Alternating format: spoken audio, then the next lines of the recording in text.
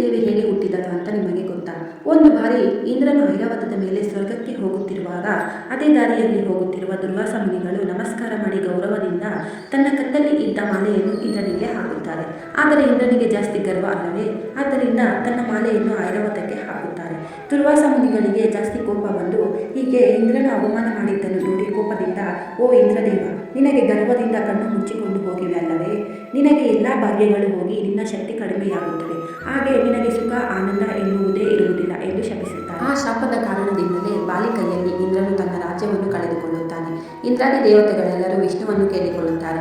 ಸಮುದ್ರವನ್ನು ಮಂಥನ ಮಾಡಿ ಬರುವ ಅಮೃತವನ್ನು ಕುಡಿಯಿರಿ, ನಿಮ್ಮ ಶಕ್ತಿಗಳು ನಿಮಗೆ ಮತ್ತೆ ಸಿಗುತ್ತವೆ ಎಂದು ವಿಷ್ಣು ಸಲಹೆ ಕೊಡುತ್ತಾರೆ.